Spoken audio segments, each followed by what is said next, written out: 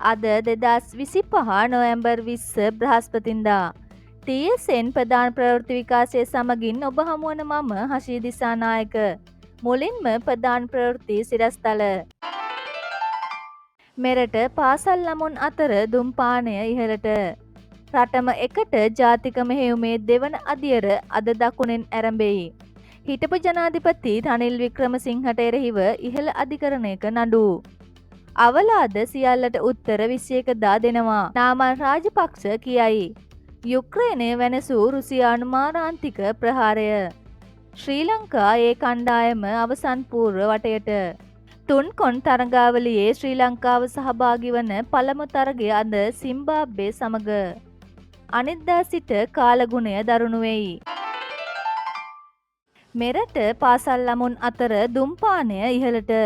ශ්‍රී ලංකාවේ පාසල් ළමුන් අතර දුම්පානය ඉහළ මට්ටමකට පැමිණ ඇති බව පේරාදෙණිය ශික්ෂණ රෝහලේ ශ්වසන රෝග පිළිබඳ විශේෂඥ වෛද්‍ය දුමින්ද යසරත්න මහතා පවසයි.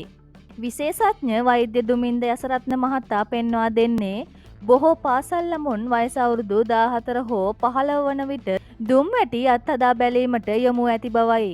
මෙලෙස මුල් වයසේදීම දුම්පානයට යොමුවීම පෙනහළු ආශ්‍රිත රෝග තත්ත්වයන් ඇතිවීමට බෙහෙවින්ම ඉවහල් වන බවට ඔහු අනතුරු අඟවයි.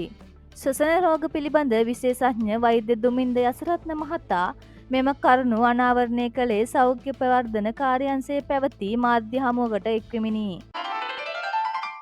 රටම එකට ජාතික මෙහෙයුමේ දෙවන අදියර අද දකුණෙන් ඇරඹෙයි.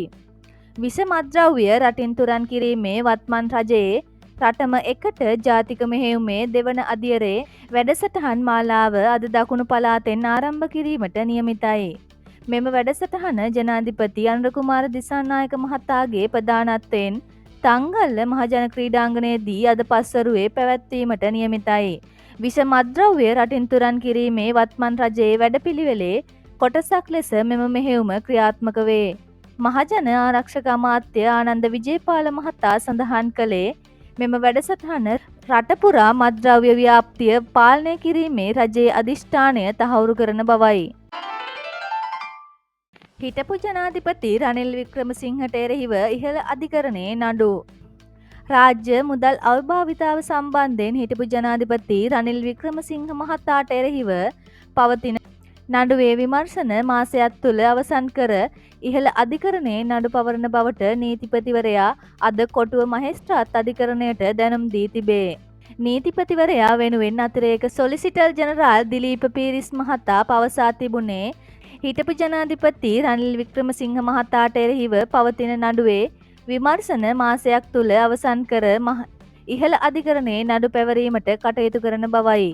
මෙම නඩුවට අදාළව තමන්ට එරෙහිව පනවා ඇති විදෙස් ගමන් තහනම ඉවත් කරන ලෙස හිටපු ජනාධිපති ලේකම් සමන් ඒකනායක මහතා මෝසමක් මගින් අධිකරණයට ඉල්ලා තිබුණි. නීතිපති දෙපාර්තමේන්තුව විසින් නඩුවේ විමර්ශන කඩිනමින් අවසන් කරන බව අධිකරණය හමුවේ පැවසීම හේතුවෙන් සමන් ඒකනායක මහතා වෙනුවෙන් පෙනී සිටි නීතිඥයින් විසින් විදෙස් ගමන් තහනම ඉවත් කරන ලෙස කර තිබූ ඉල්ලීම ඉවත් කර ගැනීමට පියවර ගත්තේය. අවලාද සියල්ලට උත්තර 21 දා දෙනවා. නාමල් රාජපක්ෂ කියයි. තම උපාධිය සම්බන්ධයෙන් මාධ්‍යවල පළවන වාර්තා සම්පූර්ණයෙන්ම අසත්‍ය බව ශ්‍රී ලංකා පොදු ජන පෙරමුණේ ජාතික සංවිධායක පාර්ලිමේන්තු මන්ත්‍රී නාමල් රාජපක්ෂ මහතා අවධාරණය කරයි. තම උපාධිය සම්බන්ධයෙන් පළවන වාර්තා සම්පූර්ණයෙන්ම අසත්‍ය බවද නාමල් රාජපක්ෂ මහතා පැවසීය. වත්මන් රජය බලයට පත් වූ වහාම මේ සම්බන්ධයෙන් අධිකරණයට බී වාර්තාවක් ඉදිරිපත් කර විමර්ශනයක් ආරම්භ කළ බවත් එසේ වුවද මාස ගණනක් ගත වී තිබියදීත් මෙතෙක්ෙහි ප්‍රතිඵල ප්‍රකාශයට පත් කර නොමැති බවත් ඔහු පෙන්වා දෙයි. නාමල් රාජපක්ෂ මහතා කියා සිටියේ මෙම චෝදනා එල්ල කරන්නේ රජයේ නුගේගොඩ රැළියට බිය වී සිටින නිසා බවයි. මේ සේරම අවලාද අපහාසවලට 21 වෙනිදා උත්තර ලැබේවි යනුවෙන් ඔහු වැඩිදුරටත් සඳහන් කළා. යුක්‍රේනය වෙනසූ රුසියානු මාරාන්තික ප්‍රහාරය. ඊයේ යුක්‍රේනයේ බටහිර ටර්නොපිල් නගරයේ තට්ටු නිවාස දෙකකට එල්ල කළ රුසියානු ද්‍රෝණ සහ මිසයිල ප්‍රහාරයකින් දරුවන් දෙදෙනෙකු ඇතුළු පුද්ගලයන් 20 දෙනෙකු මියගොස් ඇති අතර විශාල පිරිසක් තුවාල ලබා ඇති බව විදෙස් මාධ්‍ය වාර්තා කරයි. මේ අතර ලිවිව් සහ ලවානෝ යන බටහිර කලාප දෙකකට මෙන්ම උතුරු නගරයේ කාර්කිව් දිස්ත්‍රික්ක 3ක් ඉලක්ක කරගත් ඩ්‍රෝන ප්‍රහාරයක්ද එල්ල වී තිබේ. මෙම ප්‍රහාරයෙන් පුද්ගලයන් 30 දෙනෙකුට වැඩි පිරිසක් තුවාල ලබා ඇති අතර ගොඩනැගිලි සහ මෝටර් රථ විශාල ප්‍රමාණයක් ගිනිගෙන ඇත. මෙම දරුණු ප්‍රහාර හේතුවෙන් රට පුරා කලාප ගණනාවකට විදුලිය විසන්ධ වීම සිදුව ඇති බව යුක්රේන බල ශක්ති අමාත්‍යාංශය පැවසීය. යුක්රේනයේ ජනාධිපති සෙලෙස්කී පවසා ඇත්තේ රුසියාව මෙම ප්‍රහාර සඳහා ඩ්‍රෝන යාන 470කට වැඩි ප්‍රමාණයක් සහ මිසයිල් 47ක් එල්ල කර ඇති බවයි. ශ්‍රී ලංකා ඒ කණ්ඩායම අවසන් පූර්ව වටයට ආසියානු කුසලාන නැගී එන තරු T20 තරගාවලියේදී ඊයේ පැවති තීරණාත්මක තරගයෙන් බංග්ලාදේශ ඒ කණ්ඩායම ලකුණු 6කින් පරාජය කරමින් ශ්‍රී ලංකා ඒ කණ්ඩායම අවසන් පූර්ව තරගයට සුදුසුකම් ලබා ගත්තා.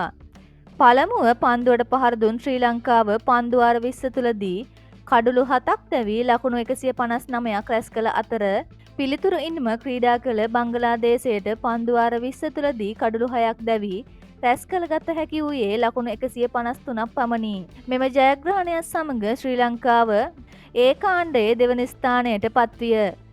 ඒ හේතුවෙන් ඇෆ්ගනිස්තානයට තරඟාවලියෙන් ඉවත් වීමට සිදුවිය. ශ්‍රී ලංකාව එළඹෙන නොවැම්බර් 21 වෙනිදා පාකිස්තානය සමග අවසන් පූර්ව වටයේදී තරඟ වැදීමට නියමිතයි. මේ අතර තුන්කොන් තරඟාවලියේ ශ්‍රී ලංකාව සහභාගී වන පළමු තරඟය අද සිම්බාබ්වේ සමග.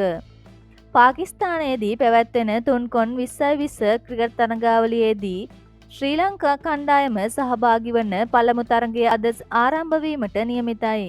මෙම තරඟය ශ්‍රී ලංකා වේලාවෙන් පස්වරු 6:30ට රාවල්පින්ඩි ක්‍රීඩාංගණයේදී ආරම්භ වේ. ශ්‍රී ලංකා කණ්ඩායම මෙහෙයවීමේ වගකීම දසුන් ශානකට හිමිව තිබේ. අනිද්දා සිට කාලගුණය දරුණු වෙයි. නොවැම්බර් 22 වන දින වන විට ගිනිකොන දිග බෙන්ගාල බොක්ක මුහුද ආශ්‍රිතව නව අඩුපීඩන කලාපයක් නිර්මාණය වීමේ හැකියාවක් පවතින බව කාලගුණ විද්‍යා දෙපාර්තමේන්තුව පවසයි. එම අඩුපීඩන කලාපය තවදුරටත් වර්ධනය වෙමින් ශ්‍රී ලංකාවේ උතුරු වෙරළට ආසන්නව ගමන් කරනු ඇතැයි බලාපොරොත්තු වේ. මේ සම්බන්ධයෙන් කාලගුණ විද්‍යා දෙපාර්තමේන්තුව විසින් නිකුත් කරනු ලබන ඉදිරි අනාවැකි සහ නිවේදන පිළිබඳව අවධානයෙන් පසුවන ලෙස ජනතාවගෙන් ඉල්ලා සිටිනු ලැබේ. මේ අතර අද දිනයේ උතුරු මැද පළාත්වල සහ ත්‍රිකුණාමලය දිස්ත්‍රික්කයේත් වැසි වාර කිහිපයක් ඇතිවේ. දිවයිනේ සෙසු ප්‍රදේශවල පස්වරු 1කින් පමණ පසුව තැනින් තැන වැසි හෝ ගිගුරුම් සහිත වැසි ඇතිවිය හැකි බව කාලගුණ විද්‍යා දෙපාර්තමේන්තුව පවසයි.